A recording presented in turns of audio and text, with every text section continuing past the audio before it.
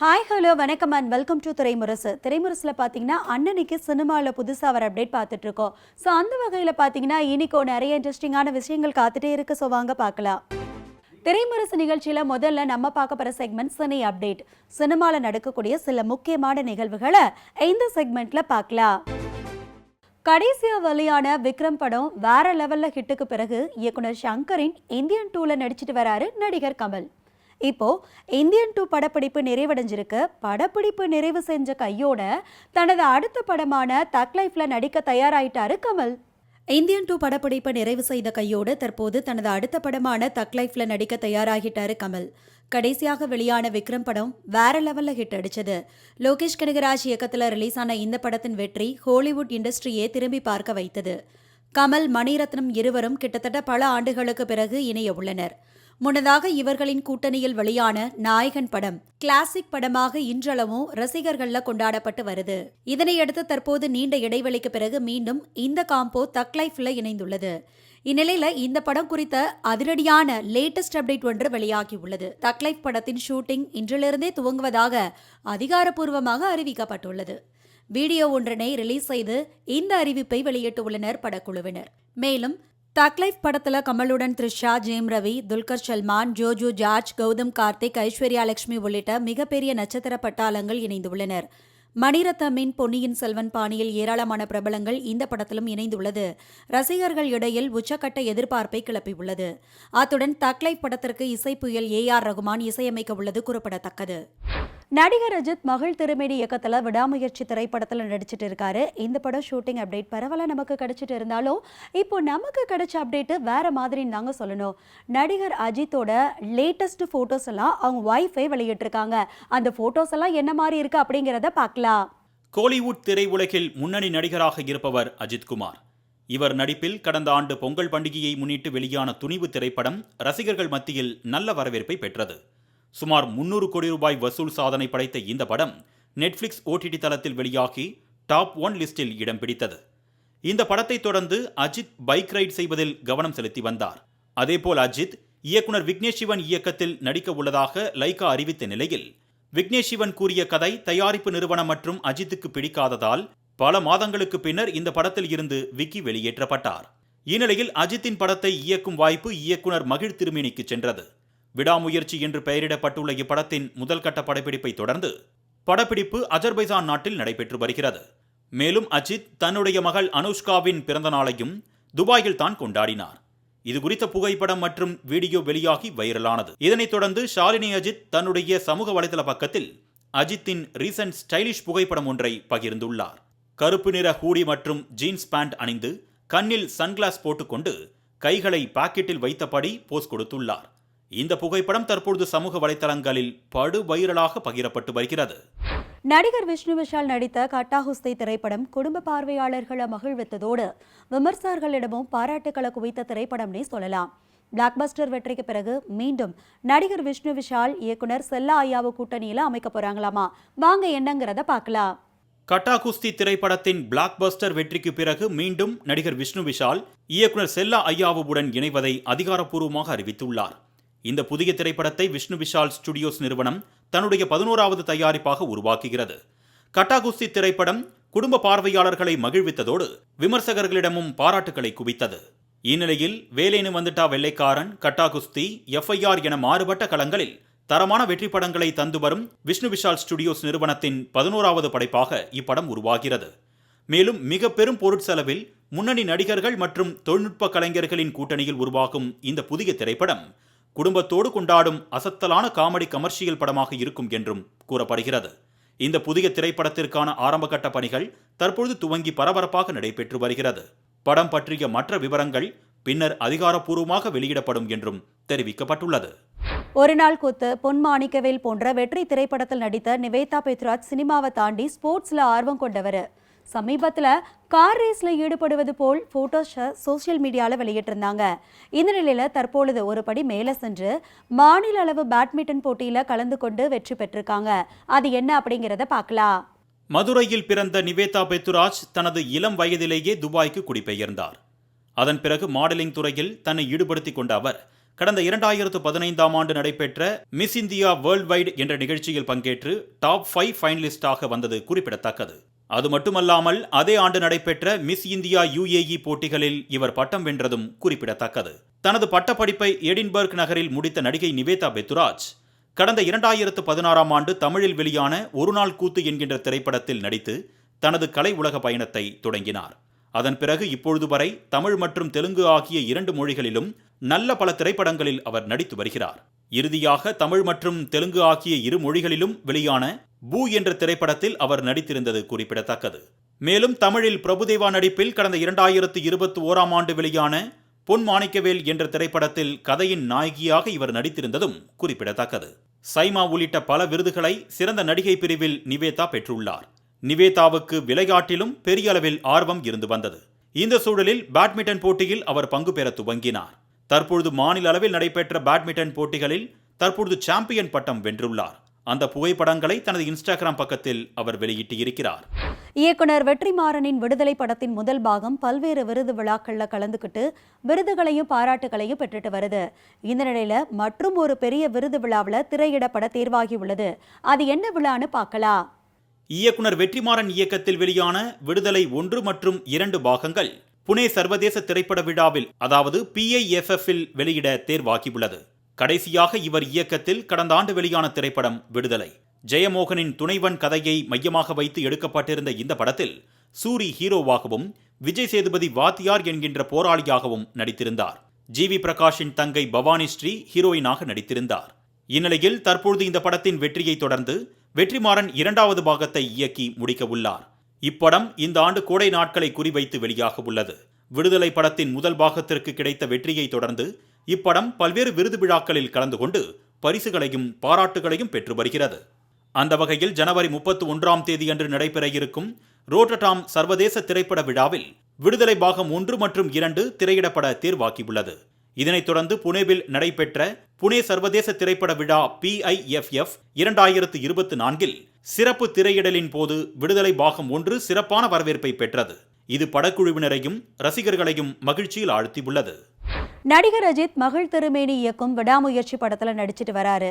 நடிகர் அஜித் படப்பிடிப்பு விரைவில் முடிவடையும் நிலையில இதனை அடுத்து ஆதிக் ரவிச்சந்திரன் இயக்கும் படத்துல நடிக்க இருக்காரு அஜித். அந்த படத்துல பிரபலமான பாலிவுட் ஹீரோயின் ஒப்பந்தமாயிருக்காங்களாமா. யார் அந்த ஹீரோயின் அப்படிங்கிறத பார்க்கலாம். நடிகர் அஜித் மகள் திருமேனி இயக்கும் விடாமுயற்சி படத்தில் நடித்து வருகிறார். இதில் த்ரிஷா, அர்ஜுன், ஆரவ், ரெஜினா உட்பட பலர் நடிக்கின்றனர். இதன் படப்பிடிப்பு அஜர்பைஜானில் நடைபெற்று வருகிறது. இதன் படப்பிடிப்பு விரைவில் முடிய இருக்கிறது. இதனையடுத்து ஆதிக் ரவிச்சந்திரன் இயக்கும் படத்தில் நடிக்க இருக்கிறார் அஜித். இது அவருக்கு 63வது படம். இதன் படப்பிடிப்பு ஏப்ரல் இறுதி அல்லது மே மாதம் தொடங்க இருக்கிறது. சமீபத்தில் இந்த படத்திற்காக ஆபீஸ் பூஜை போடப்பட்டது. இந்நிலையில் இந்த படத்தில் அஜித் ஜோடியாக தபு நடிக்க இருப்பதாக கூறப்படுகிறது. கடந்த 2000ஆம் ஆண்டில் ராஜீவ் மேனன் இயக்கிய கண்டுகொண்டேன் படத்தில் இருவரும் இணைந்து நடித்திருந்தனர். திரைமுரசு நிகழ்ச்சியில் அடுத்ததா நம்ம பார்க்க போற segment cine express. NTR Devara release ஆவதில் தாமதம், கங்கனா ரனாவத் எமர்ஜென்சி ரிலீஸ் தேதி, இவையெல்லாம் சினி எக்ஸ்பிரஸ் செக்மெண்ட்ல பார்க்க போறோம். தெலுங்கு திரையுலகில் குழந்தை நட்சத்திரமாக அறிமுகமாகி இன்று மாபெரும் ஆக்ஷன் ஹீரோவாக வளர்ந்து நிற்பவர், தெலுங்கு திரையுலகில் பல கோடிகளில் சம்பளம் வாங்கும் உச்சகட்ட நாயகர்களில் முக்கியமானவராக திகழ்ந்து வருகிறார் ஜூனியர் NTR.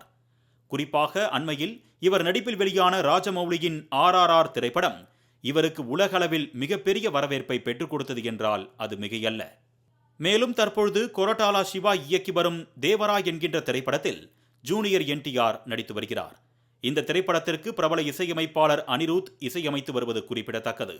இந்த தேவரா திரைப்படத்தில் பிரபல பாலிவுட் நடிகை ஜான்வி கபூர் மற்றும் நடிகர் சைஃப் அலிகான் உள்ளிட்டோர் நடித்து வருகின்றனர். நடிகர் பிரகாஷ் ராஜ் இந்த திரைப்படத்தில் ஒரு முக்கிய கதாபாத்திரம் ஏற்று நடித்து வரும் நிலையில் கடற்கொள்ளையர்கள் சார்ந்த கதையம்சம் கொண்ட இந்த திரைப்படத்திற்கு பல கிராபிக்ஸ் காட்சிகள் உருவாக்கும் பணி தொடர்ந்து நடைபெற்று வருகின்றது. ஏற்கனவே ஏப்ரல் 5ஆம் தேதி இந்த திரைப்படம் வெளியாகும் என்று அறிவிக்கப்பட்ட நிலையில் கிராபிக்ஸ் காட்சிகளை உருவாக்க கூடுதல் நேரம் எடுத்துக்கொள்வதால் குறிப்பிட்ட தேதியில் படம் வெளியாவது சந்தேகமே என்று தகவல் வெளியாகியுள்ளது. தாகத், சந்திரமுகி பார்ட் 2, தேஜஸ் என அடுத்தடுத்த படங்களின் தோல்வியில் இருக்கிறார் நடிகை கங்கனா ரனாவத். வெற்றியை எதிர்நோக்கும் அவரின் அடுத்த படைப்பு எமர்ஜென்சி. இப்படத்தை இயக்கி நடித்துள்ளார் கங்கனா. முன்னாள் பிரதமர் இந்திரா காந்தி நாடு முழுவதும் அமல்படுத்திய அவசர நிலை பிரகடனத்தை மையமாக வைத்து இப்படம் உருவாகியுள்ளது. படத்துக்கு ரித்தேஷ் ஷா திரைக்கதை, வசனம் எழுதியுள்ளார். ஜி.வி. பிரகாஷ் இசையமைத்துள்ளார். படப்பிடிப்பு கடந்த ஆண்டு ஜனவரி மாதமே முடிவடைந்தது. இறுதிக்கட்ட பணிகள் நடைபெற்று வரும் இப்படம் நவம்பர் 24ஆம் தேதி வெளியாகும் என்று அறிவிக்கப்பட்டது. ஆனால் வெளியாகவில்லை. இந்நிலையில் நேற்று முன்தினம் ராமர் கோயில் திறப்பு விழாவில் கலந்து கொண்ட நடிகை கங்கனா இன்று தன்னுடைய இன்ஸ்டாகிராம் பக்கத்தில் எமர்ஜென்சி படத்தின் ரிலீஸ் தேதியை வெளியிட்டுள்ளார். அதன்படி படம் வரும் ஜூன் 14ஆம் தேதி திரைக்கு வருகிறது. படத்தில் முக்கிய கதாபாத்திரத்தில் அனுபம் கேர் நடித்துள்ளார். முன்னதாக இப்படம் குறித்து பேசியிருந்த கங்கனா, எமர்ஜென்சி என்பது இந்திய வரலாற்றின் இருண்ட அத்தியாயம். இதனை இளம் தலைமுறையினர் அறிந்து கொள்ள வேண்டியது அவசியம். வரலாற்று நிகழ்வை திரைப்படமாக்கியது மகிழ்ச்சி என்று தெரிவித்திருந்தார். திரைமுரசு நிகழ்ச்சியில் அடுத்ததான் நம்ம பார்க்க போற செக்மெண்ட் சினி ஜங்ஷன். சமீபத்தில் சேரனோட ஜர்னி பட வெப்சீரிஸ் செய்தியாளர் சந்திப்பு நடந்திருக்கு. இதில் யாரெல்லாம் கலந்துருக்காங்க, என்னென்ன விஷயங்கள் எல்லாம் ஷேர் பண்ணியிருக்காங்க அப்படிங்கிறத இதில் பார்க்கலாம். இது ஒரு சக்ஸஸ் மீட். ஒரு 92 நாள் இதோட ஷூட்டிங். கிட்டத்தட்ட வந்து நாங்கள் ஒரு 12 இடத்துக்கு ஷூட்டிங் போனோம். ஸோ 12 இடங்களுமே ஒரு இடத்துல டெல்லிக்கு போனோம், அப்புறம் மசூரி போனோம், அப்புறம் தேராதூன் போனோம், இங்கிட்டு போனோம், துபாய் போனோம், அப்புறம் அமெரிக்கா போனோம். இப்படி வந்து இந்த 4 மாதத்துக்குள்ளே நாங்கள் அவ்வளோ இடத்துக்கு போனோம் அப்படின்றது, அவ்வளோ இடத்துக்கு போனோம் அப்படின்னா அது நான் மட்டும் போகலை. நான் என்னோட மைண்டில் இருக்கிறத ஒரு திரைப்படமாக்குறதுக்கு ஒரு வெறி கொண்ட குதிரை மாதிரி நான் ஓடினேன். ஆனால் என் கூட இவ்வளவு பேர் ஓடியாந்தாங்க. இவ்வளவு பேரும் எந்த சலிப்பும் இல்லாமல் அவங்க எல்லாரும் இவ்வளவு கோஆப்ரேட் பண்ணதுனால தான் நாங்கள் இந்த சீரியஸ் கொடுக்க முடிஞ்சது. அவ்வளோ ஹார்டாக ஒர்க் பண்ணதுனால இந்த அவுட்புட் கிடைச்சது எங்களுக்கு. ஆக்சுவலாக இந்த வெப் சீரிஸ் வந்து எனக்கு ஸ்டார்டிங்கில் 4-6 எபிசோட்ஸ் தான் சார் சொன்னார். சரி, ஓகே, 6 எபிசோட்ஸ் ஏதோ ஒரு டைம் ஷெட்யூலில் இது பண்ணிடலாம் அப்படின்னு நினச்சோம். அதுக்கப்புறம் நான் ஸ்டார்ட் பண்ண பிறகு தெரியுது சார் வந்து ஈஸியாக சாட்டிஸ்ஃபை பண்ணவே முடியல. ரொம்ப அந்த புரிதலுக்கு கொஞ்சம் டைம் ஆச்சு எனக்கு. ஸ்டார்டிங்கில் நான் நல்லா இருக்கும்னு நினச்சிட்டு ஒன்று போடுவேன். அது வந்து அவர் இல்லை, இது எனக்கு கொஞ்சம் கனெக்ட் ஆகலை, வேறு ஏதாவது ட்ரை பண்ணுவான்னு. நான் ஒரு எபிசோட் பண்ணுறதுக்கே 1 வீக் 10 days ஆகும். வந்துட்டு அதில் நிறையா கரெக்ஷன் சொல்லுவார். அதுக்கப்புறம் அவருடைய அந்த அண்டர்ஸ்டாண்டிங் புரியறதுக்கு எனக்கு கொஞ்ச நாள் ஆச்சு. அப்புறம் ஒரு 1.5 மாதத்துக்கு அப்புறம் தான் எனக்கு வந்து அவர் என்ன நினைக்க வராருன்றது எனக்கு ஓரளவுக்கு புரிஞ்சு எல்லாமே ஈஸியாக பண்ணேன். யூஸ்வலாக கிளைமேக்ஸாக எல்லாருக்கும் ரொம்ப டைம் எடுக்குன்னு சொல்லுவாங்க. நான் கிளைமேக்ஸ் வரைக்கும் டைம் எடுத்தேன். கிளைமேக்ஸ் ரொம்ப ஈஸியாக பண்ணிட்டேன். அப்போ தான் எனக்கு அவருடைய அந்த ஃபுல் விஷயம் எனக்கு புரிஞ்சுது, அவருடைய தாட் ப்ராசஸ்.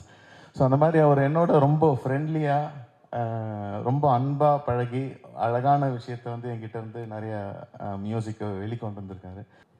இந்த சீரீஸ் வந்து இங்கே உட்காந்துருக்கவங்க பல பேர் வந்து பல வெப் சீரிஸை பார்த்துருப்பீங்க, பல லாங்குவேஜில் இருக்க வெப் சீரிஸை பார்த்துருப்பீங்க. ஹிந்தியில் சில நல்ல ஃபீல் குட் வெப் சீரிஸ்லாம் வரும்போது தமிழில் அந்த மாதிரி பண்ணுறதே இல்லை. யாரும் ஏன் பண்ண மாட்டுறாங்க, ஏன் செலக்ட் பண்ண மாட்டுறாங்கன்னு ஒரு சின்ன வருத்தம் வந்துக்கிட்டே இருக்கும். ரொம்ப வருஷத்துக்கு முன்னாடி நான் சாரோட ஒரு ப்ராஜெக்ட் பண்ணலான்னு சொல்லிட்டு பேசிகிட்டு இருந்தபோது இந்த கதையை சொன்னார். இது படம் பண்ணலாமான்னு கேட்டால், இல்லை சார், இது வெப் சீரிஸுக்கு சூப்பராக இருக்கும். ஒரு 5 பேருடைய கதை இருக்குது, அதை நிறைய ட்ராவல் பண்ணலாம், நிறைய கருத்து சொல்லலாம், உங்களுடைய களம் வந்து ரொம்ப ஸ்ட்ராங்காக இருக்கும்னு சொன்னபோது அது வெப் சீரியஸாக மாறிச்சு. அது நான் ரொம்ப ஆவலாக இருந்தேன் இந்த சீரியஸ் பார்க்குறதுக்கு. இது வந்தபோது முதல் விஷயம், நான் இந்த சீரீஸ் பார்த்த ஃபஸ்ட்டு ஃப்ரேமில் இருந்து நம்ம வந்து நான் ஏகாம்பரம் சாருக்கு வந்து ஒரு என்ன சொல்கிறதுனே தெரில. இந்த சீரீஸ் வந்து ஒரு ஃபீல் குட் சீரீஸு. இது உள்ள கதைக்குள்ளே போகணும், பார்க்கணும், இதெல்லாம் வந்து அந்த கதையை உள்ளே போகிறதுக்கப்புறம். ஆனால் அந்த வெரி ஃபஸ்ட்டு ஃப்ரேமில் இருந்து இந்த கதையை யார் பார்த்தாலும், இந்த 2K கிட்ஸு பார்த்தா கூட இந்த அளவுக்கு ஒரு குவாலிட்டியான ஒரு தமிழ் வெப் சீரிஸில் வேர்ல்டு லெவலில் ஒரு நல்ல குவாலிட்டியான ஒரு வெப் சீரிஸ் இது அந்த ஒளிப்பதிவில். வாழ்த்துக்கள் சேரன். இந்த பட் ஒரு நாளில் பார்க்கல, 2 நாள் பார்த்தேன். நான் உங்கள்கிட்ட நீ எனக்கு ஃபோன் பண்ணும்போது இப்போ தான் ஆரம்பிக்கிறேன்னு நானே என் ஒய்ஃபுக்கு ஒரு 11:30 ஆகிடுச்சு. அவன் தூங்க போயிட்டான்னு, சரி மறுபடியும் ஃபுல்லாக பார்க்கணுன்னு வரலன்னு சொல்லிவிட்டு நானும் போயிட்டேன். மறுநாள் தான் மறுபடியும் பார்த்தேன் ஃபுல்லாக. ஏன்னா 9 எபிசோடுன்னு முதல்ல தெரியாது. அப்புறம் பார்த்தா அப்புறம் 9 எபிசோட்ஸ் இருந்துச்சு. Very interesting. இப்போ வந்தவர் சொன்னார் மாதிரி கொஞ்சம் பொறுமை வேணும். ஆனால் டீட்டெயிலிங் வந்து அப்படி இருந்தது. அது வந்து வார்த்தைகளே இல்லை சொல்கிறதுக்கு.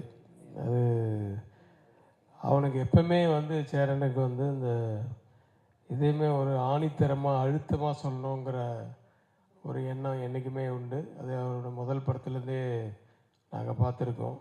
ஸோ அது மாதிரி இது வெப் சீரிஸ் தானே, அப்படி சுற்றி தள்ளிடலாம், அப்படி நடந்துக்கிட்டே வாப்பா அப்படின்னு சொல்லியெல்லாம் வைப்பாங்க. அந்த மாதிரியெல்லாம் இல்லாமல் ஒரு நிஜமாக ஒரு படம் பார்க்குற மாதிரி ஒரு ரொம்ப திருப்தி கிடச்சிது.